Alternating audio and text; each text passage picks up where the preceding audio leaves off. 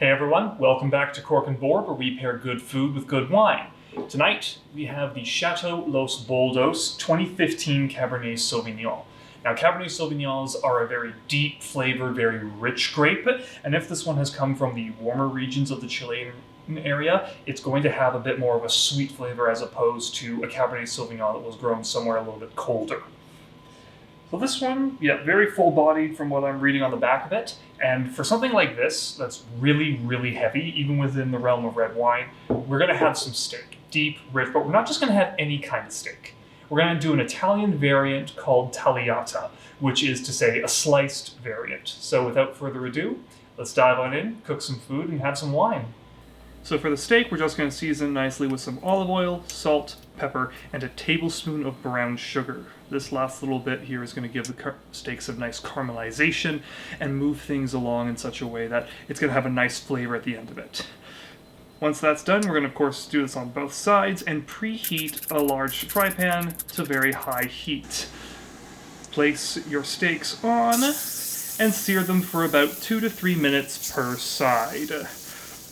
While we're waiting for that to happen, we have time to make the marinade. Simply add in the remainder of the olive oil you used and salt, along with some red wine vinegar, a dash of balsamic vinegar, a heap full of oregano, and some pepper. Mix all of this together and just let it sit around for a while. We're going to be adding the steak into this later. Alright, 2 minutes are up. It's time to flip those steaks.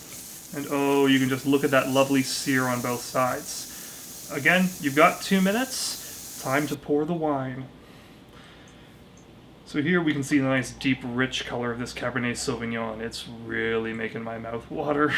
But, need to keep going. Steak's almost ready. Let's take a look. So once the steak is done, bring it off the pan and just put it straight into your marinade. And what you're going to do is just let this sit for, again, about 2 to 3 minutes per side. You don't have to watch and just go through all of that, so we're going to just skip right to it in 3, 2, 1. So 2 minutes are up. Give the steak a nice, lovely flip.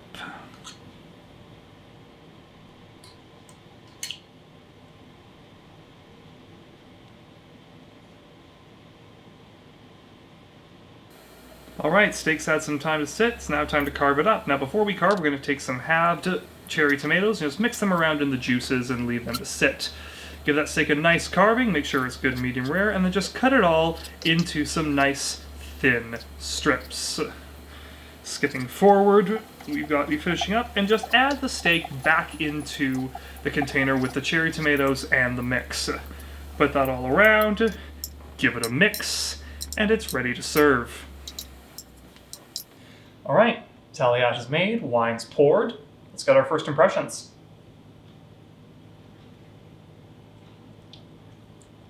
Ooh. Very deep, very rich. There is definitely a bit of a sweetness, so this is probably from maybe a more tropical area in Chile. But wow, just the depth of flavor right off the bat is incredible. Now let's have it. There's a little piece of this lovely steak.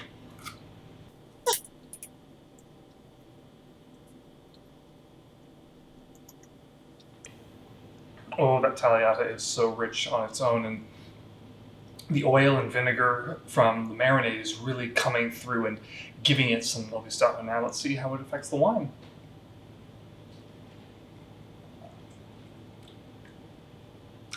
There's a little bit more kick after the steak. You get a little bit more sharpness, a little bit of the depth goes away, but there's still a lovely, refreshing aspect to the wine relative to the steak. Excellent pairing. I wouldn't trade it in and out, but that gives us another one. Thank you guys for coming along and watching this. Don't forget to like and subscribe and leave a comment below if you want to have something to say, or maybe even suggest further recipes to try. I'm Chris Ormrod. This is Cork and Board, signing off.